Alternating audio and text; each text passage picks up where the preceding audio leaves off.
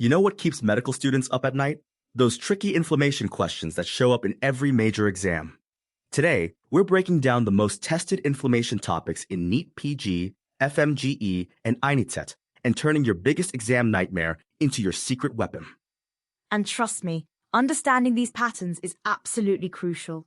From acute inflammation to granulomas, these topics consistently appear in every exam cycle. So let's dive right in. What are the most frequently tested areas in inflammation? Well, based on the previous year questions from 2020 to 2025, acute inflammation and its mediators take the crown.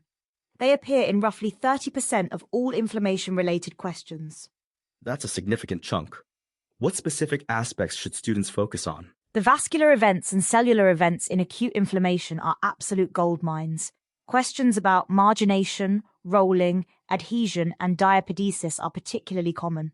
Ah, the classic cascade. But I've heard there's been a shift in how these questions are asked. Exactly. Recent exams have moved away from direct recall questions to more clinical scenario-based ones. For instance, questions about LED defects often present as cases of delayed umbilical cord separation. That's fascinating. So students need to connect their basic concepts to clinical presentations. Absolutely. And here's something interesting. The special stain questions are becoming increasingly popular. Like, did you know toluidine blue is specifically used for mast cells and basophils? Oh, really? That's exactly the kind of detail that could show up in an exam. Right. And speaking of details, chemical mediators of inflammation are another hot topic. Questions about prostaglandins, leukotrienes, and platelet-activating factors appear frequently.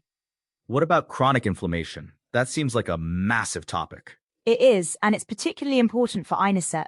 They love asking about granulomas, their types, composition, and associated diseases. Can you break down the granuloma questions for us? Sure. The lymphocytic collar composition, giant cell types, and the difference between caseating and non-caseating granulomas are frequently tested.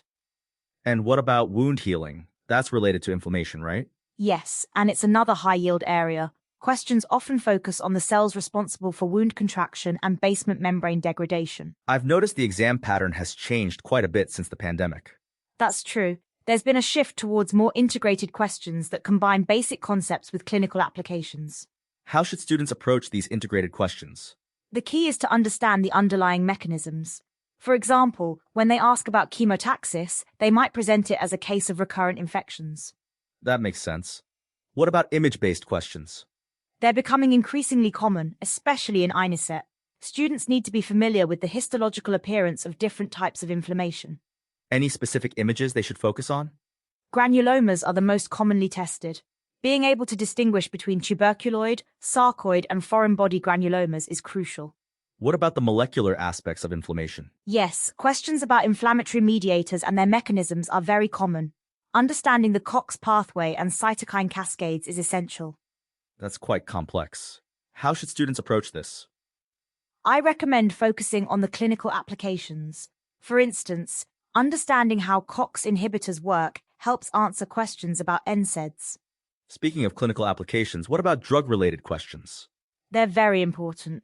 Questions about anti-inflammatory drugs, particularly their mechanisms and side effects, are frequently asked. Any specific drugs they should focus on?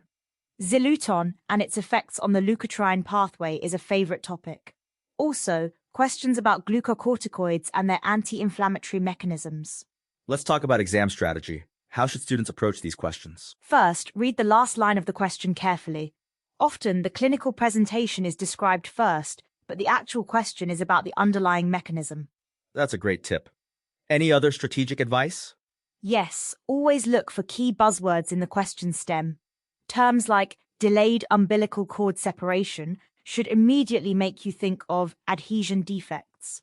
What about time management during the exam? For inflammation questions, I recommend the 30-second rule. If you can't identify the key concept within 30 seconds, mark it for review and move on. That's practical advice. What about preparation strategy? Focus on solving previous year questions. The pattern tends to repeat, especially in NEET PG and NEET.